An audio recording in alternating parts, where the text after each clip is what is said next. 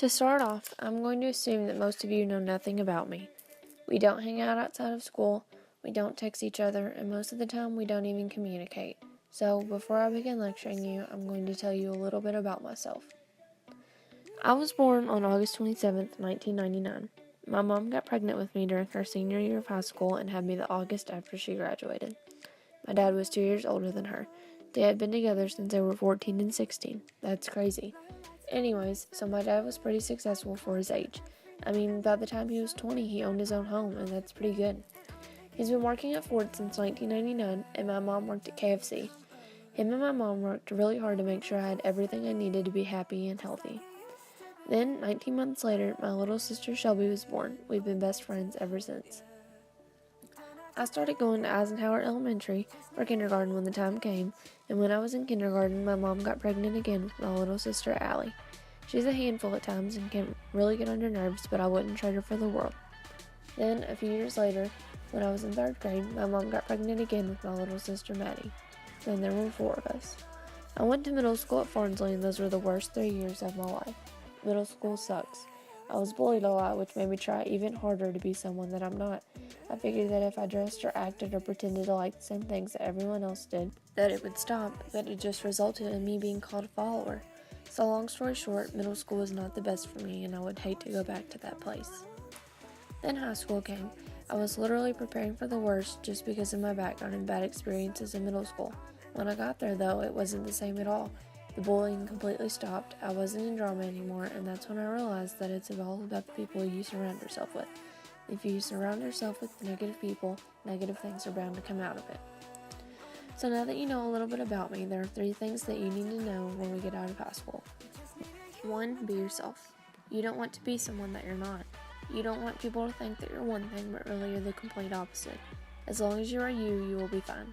Dr. Seuss once said, "Today you are you, that is truer than true. There is no one alive who is youer than you."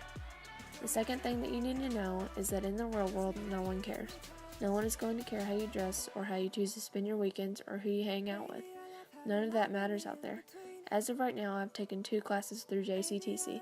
I go into class and sit wherever I want. Then, when my professor starts teaching, it is up to me to listen. The professor could care less if I fail his class. He doesn't care if I listen, or if I sit on my phone, or if I accidentally space out. His job is to teach us psychology, not to baby us and make sure we're passing at the end of the semester. If we fail, it's on us. We're responsible for ourselves now. The last thing is something that I learned from my parents. You need to listen to your parents when they give you advice about money or going to school or getting a certain job. I honestly hated the idea of working at UPS for my senior year, but my dad made me do it.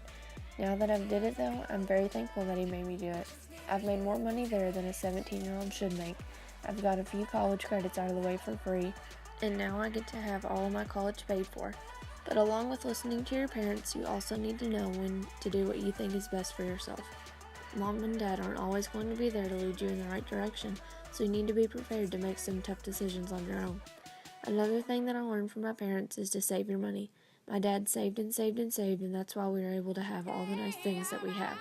We have a nice big house, nice cars, and food to eat. We all have our own rooms and beds to sleep in. We're able to do all of this comfortably. That's what I want for myself in the future. I want to be comfortable and have no worries when it comes to stuff like that. So I told you about myself and my family and what I think we all need to survive out in the real world. One thing I didn't mention though is friends.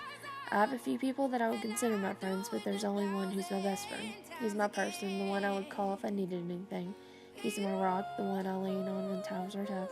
I think everyone needs to have someone like this in their life, whether it's your family member or a really close friend or someone you're in a relationship with.